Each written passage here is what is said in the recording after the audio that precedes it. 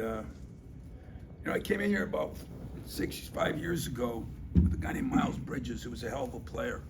But I lost 3 centers that year, and we were a very average team. And I think how they competed tonight and what they did, I just want to take my hat off to them, to Sanford. He's had a hell of a career. It was an honor and a privilege to have him in this league. And Franny better keep grinding it, because the guy can coach. Did a poor job the first half. I didn't think my team was ready to play. We kind of reverted back, and it hasn't happened much this year. But in my humble opinion, we tried to change our identity. And all of a sudden, we're going to be pretty boys and shoot 16 threes and a half, and this, that, and the other thing. We didn't guard anybody. They were killing us in every way, shape, and form. And did we wear them down a little bit? Maybe. We've done that to a lot of people. Did we just check a little better? Maybe. But we got outplayed a majority of that team, and yet I do give my team credit for having some character on the road to come back when it didn't seem like it was our night. And for that, I'm greatly appreciative. So it was a tough win. Final score was not indicative of the game. Boy, they did a hell of a job making some shots and back cutting and moving. I mean, that's the toughest offense to cover that I've covered all year. And we played Kansas and, Carolina and Memphis and all the Big Ten schools. Tough. So questions, I'll take them. Tom, just looking at the foul call against Trey, where it looked like it was a clean block, but from there, that was when you guys really took off. I think it was 18-2 run, and then it became like 33 to whatever it was. What was it? I guess what did you see in that spark that helped you guys to push? I'll be honest with you. I don't blame them. I'm sick of us coaches. This verticality thing is tough. I mean, you talk to people on TV. It's a very difficult thing, and I'll just say that I wasn't pleased, but they went on a 20-2 run. So give them credit for what they did to us, and then we came back on a 30-something run, and we finally made some shots, but we didn't play very smart either. We did some things that, like I said, I felt we got a little selfish, a little full of ourselves, and I did not appreciate that. So I thought we got back to who we are and what we are, and I thought we played better the second half. Tom, this is 9 out of 10 games that you guys have trailed going into the halftime, and you bounce back.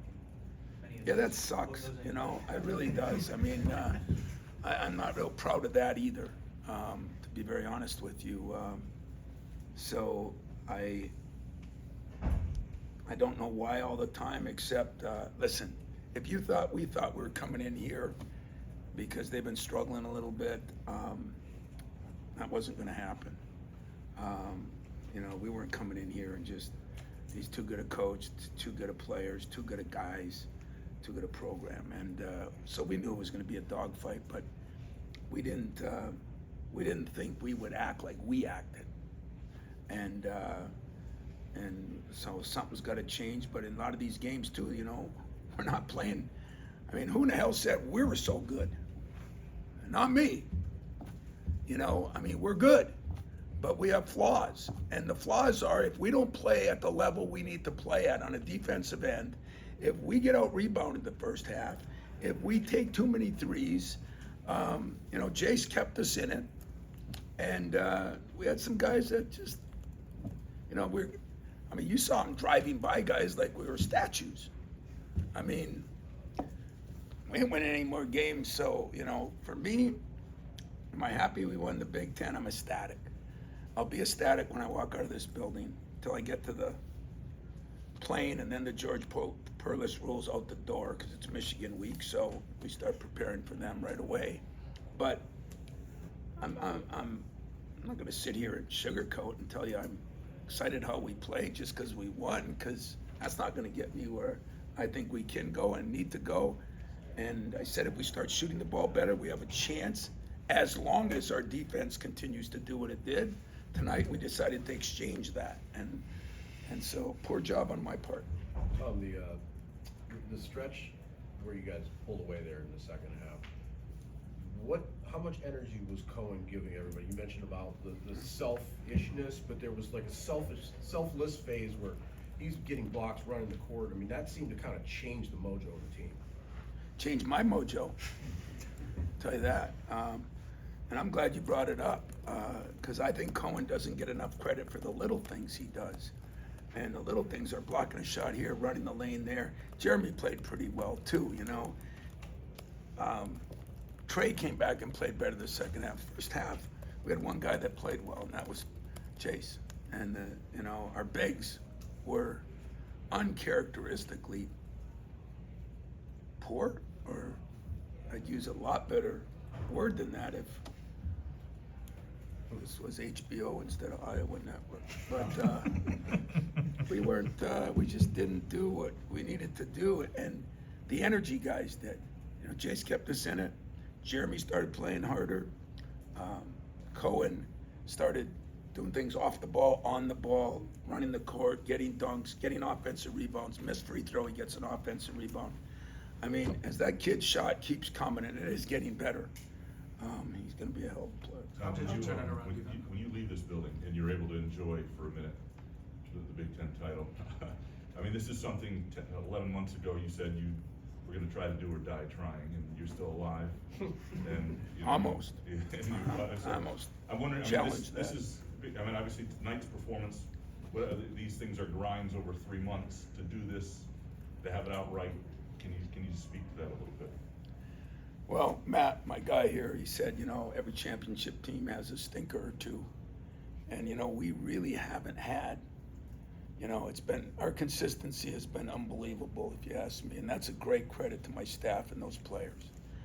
But tonight was an eye-opener on what happens if you deviate from who you are, you know. And I think it's a good lesson for all of us. But when I do walk out of this room here and just sit by myself in my locker room for a minute, I said I thought it would take 4 or 5 losses would win the league, and we're at 3. We got 1 left, not far off anyway. But to win it outright now, you know, now we'll see if we can handle a little success, because I didn't like the way we handled it. You know, last night was tough. We watched the game, and you know, guys got excited. Of course, we got excited. I mean, you got to share for the league, but it's great to let them know that if you don't keep your eye on the prize, they can get away from you quick, because they played good and we played bad. And so when I get out of here, I'm going to say we played bad the first half. They played really good. Give them credit.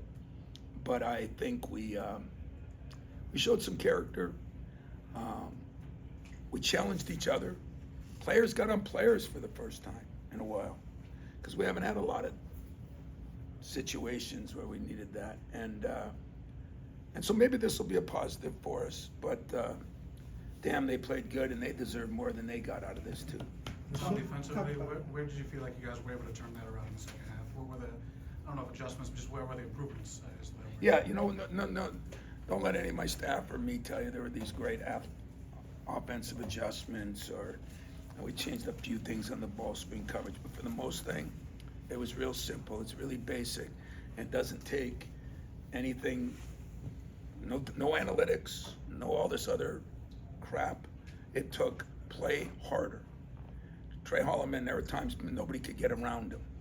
You know, Jeremy, nobody could get around him. Thought our bigs played better. I thought we just played harder. And that first half, I mean, it was slip, layup. I don't know what they shot the first half. It seemed a lot better than it probably was. 48, that's pretty good. Not many people shoot 48 against us, so they deserved that. They cut us up pretty good, yes. With so much emphasis on the NCAA tournament, do you think sometimes regular season titles get overlooked? Not necessarily by you, but by just the general public, because there's so much energy into the NCAA tournament. You guys can solve that. Just write about it. You guys are the guys that have the platform. But I do think that, you know, when I came up in this league, winning the Big Ten championship was the greatest thing in the world. And, you know, it's sad because you go through 20 games, man. And Jess, you'd probably agree that that's the grind, because you can win 3 games in the tournament, get lucky, because you can win 4 games and get to a Final Four. It's impressive, but it ain't like the grind of the 20 games that we just got done playing. And to stay as consistent as we have deserves more than I'm giving it right now, but more than people.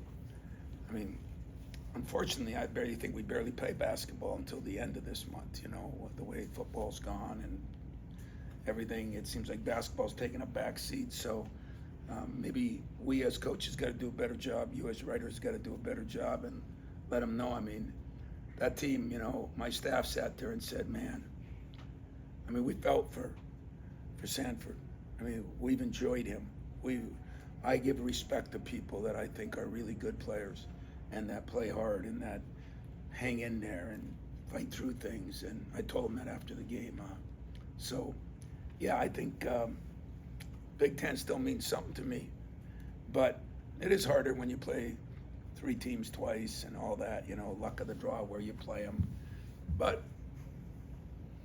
I don't have that many years left, so I'm going to just kind of say the Big Ten still matters to me, and it's going to matter to me until I walk out the door. Time for 2 more. When it came to defense in the second half, I mean, as prolific as they are offensively, how were you able to get them? I think they missed 7 shots, like 7 or 8 possessions. They scored maybe 2 free throws, and that's it. And that's when you went on your run. Yeah. How did you do that? Well, we have done it all year. I mean, teams are shooting 27% against us. We've led the league in defense. We've been ranked in the nation. How did we do it? Believe it or not, it was really simple. We guarded somebody, and they're hard to guard, but we're good to guard too. And so it was their good offense against our good defense, and 2/3 of that game they kicked our butt, and we rallied. And I don't know. I got to watch the film to figure out why we got beat on so many of those, but I think it was good offense. I mean, I'm over bad defense, if I was to be honest with you. You were mentioning the frustration, or you seeing a lot of the things being said. What would you kind of say to a lot of the Iowa fans who are maybe frustrated with Fran or frustrated with where the program is at? I look at some of the players he's had and what they've done, and you get lucky and unlucky. I mean, I just went through a 3-year period where everybody wants to ship me out. I mean, it's just the way it is. They don't have the resources here. I'm going to say what I think. This ain't what Fran thinks. I mean, everybody has different amounts of resources. They're not on the middle or high end. And people, I love Fran. I think what he's gone through here with his own kids and everything, watch what you wish for. I've seen this happen in a couple of football programs close to us, and people better appreciate, it's easy to throw stones. Everybody says, well, we're paying guys money now, so you should be able to win. Well, don't you think the rest of us are paying money? No different. And Randy's one of my favorite guys because he does speak his own piece, and he's very smart, and I know this. He's sticking around if it's up to me, because I need him. I need some of the guys that help build this conference again, and he's one of them. And I think tonight proves it. I mean, we had everything to play for. They didn't have as much to play for. I'm supposed to be such a good coach. He kicked our butt for most of that time. So I'd say, what would I say to the people? I would say to the people that, like everything else in life, 10 or 15% of the people, Judd Heathcote said 10 or 15% of the people make enough noise to ruin a lot of things. And I don't think everybody feels that way, but I know what I think. I know what the coaching community thinks. That's all I can tell you. I watched it. I was 40 feet from it. He got a lot left in the tank. I promise you that. Thanks, guys.